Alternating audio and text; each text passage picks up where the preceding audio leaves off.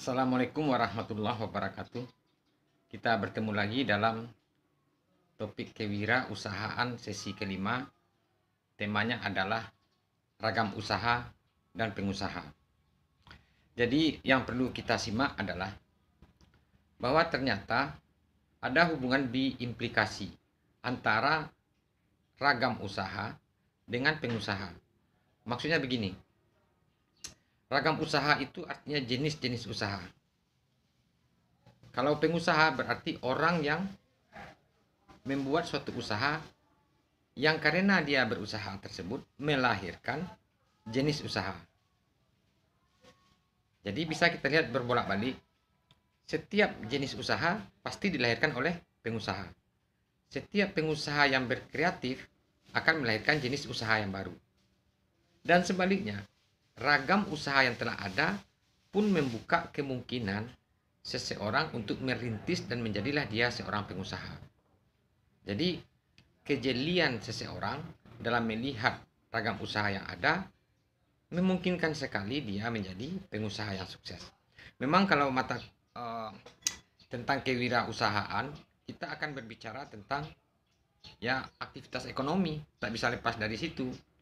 Ini bukan berbicara tentang kebahagiaan, tentang kepuasan batin, bukan. Ini hanya berbicara tentang kesuksesan seseorang yang dipandang dari wirausahanya. Wirausaha itu arti usaha mandiri yang dia bangun, yang dia tidak tergantung kepada orang lain dan akhirnya dia menjadi sukses. Kenapa ini penting? Karena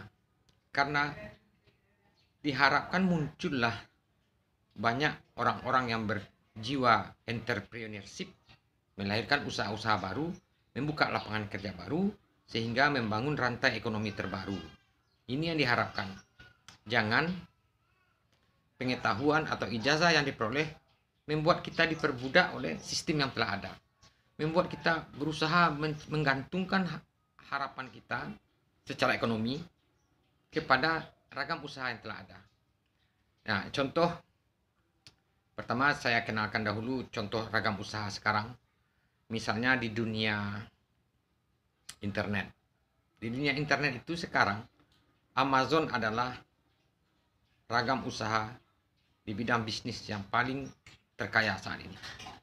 Orangnya adalah Jeff Bezos. Jeff Bezos itu memulai hanya dengan menjual buku secara online, kemudian dia sekarang memiliki e-commerce Amazon. Itu yang paling terkaya sekarang. Padahal dunia internet itu ada bukan karena dia. Kita tahu orang terkaya kedua adalah Bill Gates. Bill Gates itu memiliki Microsoft. Tanpa adanya Bill Gates, maka Jeff Bezos tidak akan bisa berbuat apa-apa. Itu contohnya pengusaha yang lahir dari ragam usaha yang telah ada. Kemudian orang terkaya ketiga itu Warren Buffett. Dia itu kaya di bidang investasi. Dia memiliki investasi di semua jenis usaha yang telah ada. Ini contohnya juga Warren Buffett itu adalah pengusaha yang lahir dari ragam usaha yang telah ada. Tetapi tidak tertutup kemungkinan seorang pengusaha baru menciptakan suatu jenis usaha baru. Itu banyak tuh di tanah air kita, banyak orang-orang yang jeli kemudian membuat sesuatu karyanya itu ternyata mempunyai peluang untuk bisnis secara ekonomis. Jadi Anda dapat melihat perlunya kita melihat ragam jenis usaha agar membuka peluang kreativitas kita untuk terjun ke jenis usaha tertentu. Atau Anda bangun sebuah visi dan motivasi diri, kemudian buatlah sebuah kreasi terbaru yang memungkinkan lahirnya jenis usaha baru. Itu juga bisa ada. Itu juga ada karena yang seperti saya bilang tadi hubungannya kan timbal balik. Ragam usaha lahir dari banyaknya pengusaha-pengusaha yang muncul, dan pengusaha-pengusaha pun lahir ada dari jenis usaha yang telah ada, dan tak tertutup kemungkinan pengusaha baru menciptakan jenis ragam usaha yang baru. Ini contoh nih, misalnya ada sebuah tempat dulu di daerah Afrika, daerah Senegal. Dia punya danau. Danau itu digunakan orang untuk mengambil ikan, memancing. Lalu dia adakan riset, dia jadikan danau itu sebagai ekowisata. Sehingga ikan terpelihara, orang tidak lagi pergi memancing tapi menikmati pemandangan. Nah, itu salah satu pengusaha yang lahir dari memanfaatkan situasi ekologis. Itu contohnya pengusaha yang baru menghasilkan jenis usaha baru yang disebut ekologi pariwisata. Itu contohnya. Nah, saya telah kenalkan 3 orang terkaya di dunia. Sekali lagi, kewirausahaan berarti merujuk pada aktivitas ekonomi. Aktivitas ekonomi berarti kita melihat atau mengukur usaha seseorang berdasarkan kesuksesannya dalam menggapai aktivitas ekonomi. Jadi kita tidak berbicara tentang kepuasan batin, tentang tentang kebahagiaan. Kita berbicara tentang materialistis. Karena ini wirausaha. Nah, lalu dari Anda kumpulkanlah paling tidak 20 orang terkaya. Anda akan melihat bahwa jenis usaha yang mereka lahirkan itu tak lepas dari jenis usaha yang dibutuhkan oleh orang. Misalnya sekarang itu kan era 4.0. Orang terkait dengan informasi atau kita sebut dengan media IT. Maka orang-orang jeli mengamati itu, lalu dia jadikan itu sebagai usaha mereka. Nah, itu polanya adalah mereka kreatif, mereka membangun visi, kemudian mereka termotivasi, dan yang paling penting mereka tidak putus asa. Saya ulangi, tidak putus asa, itulah kunci sebenarnya. Jadi dari mana kreatif itu datang? Ini yang akan saya jelaskan. Kaitannya begini. Kreativitas itu merupakan aksi, merupakan tindakan. Bukan sekedar bualan, bukan sekedar teori, juga bukan sekedar paham atau ideologi. Atau juga bukan hanya sebatas sikap. Misalnya kalau saya berbicara tentang usaha, ini teori baru. Secara perilaku, secara kreativitas, belum tentu saya bisa. Nah, lalu dari mana kreativitas muncul? Ada 3 hal pola yang ada. Pertama, lahirnya itu dari pengetahuan. Apakah itu pengetahuan?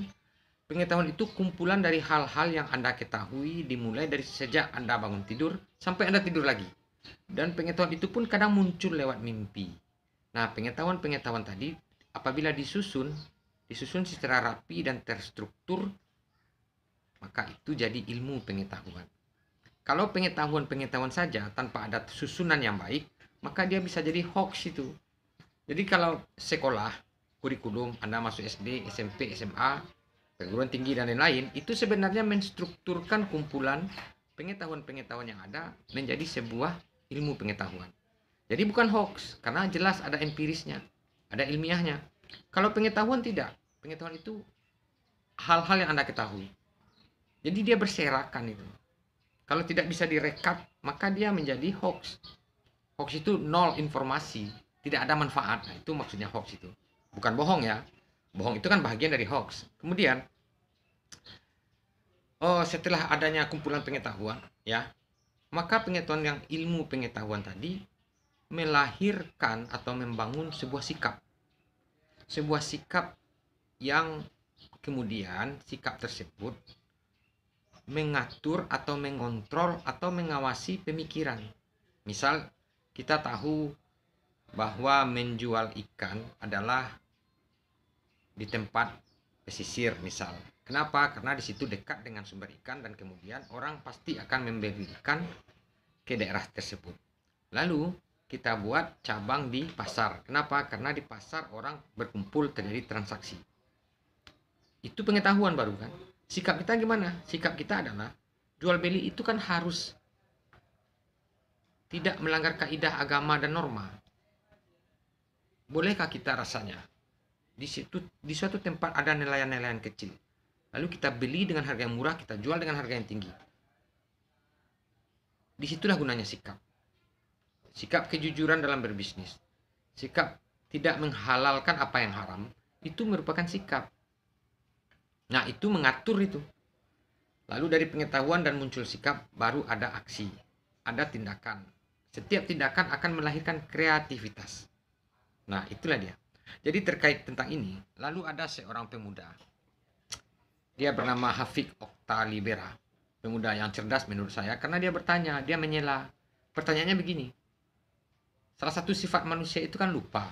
Jadi ketika kita dapat pengetahuan A, kemudian kita tambah pengetahuan terus, pengetahuan B, pengetahuan C, lalu yang A ini lupa, kata dia. Nah, apakah B dan C ini kemudian bisa disebut hoax? Karena A telah lupa. Atau pengetahuan yang lama bisa disebut hoax. Artinya suatu informasi yang tidak berguna.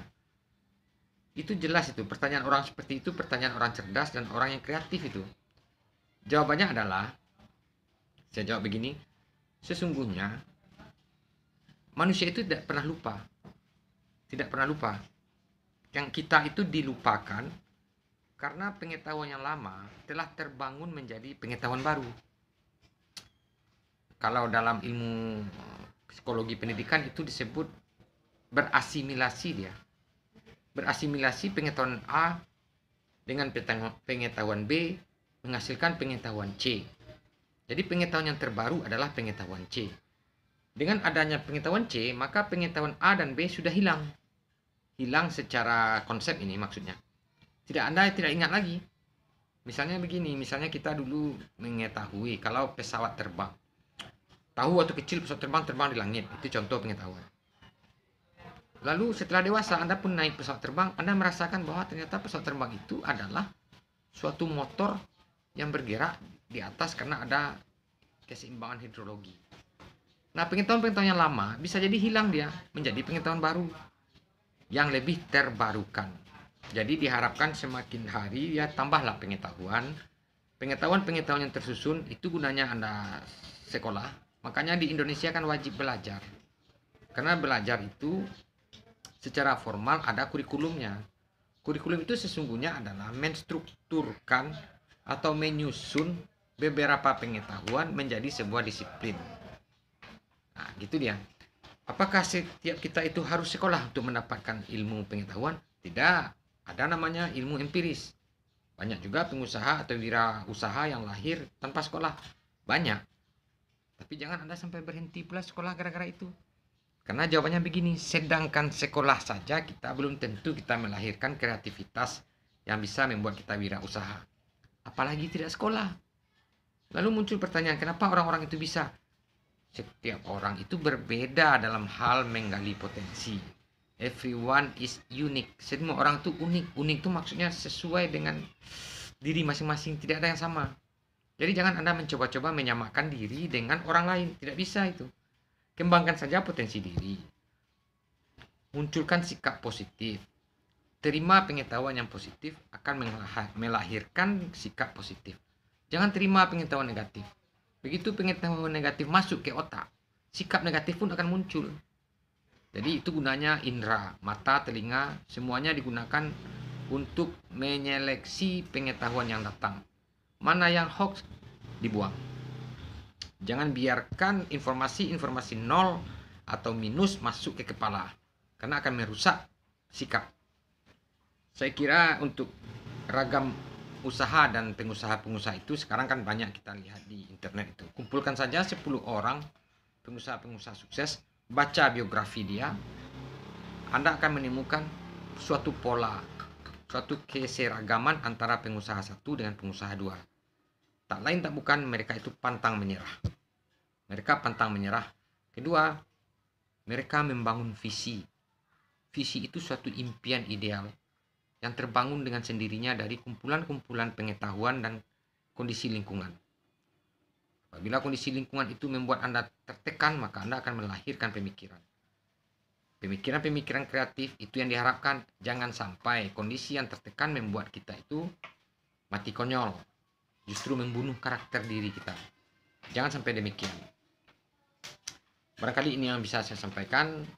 Saya akhiri dengan Assalamualaikum warahmatullahi wabarakatuh. Salam Lestari.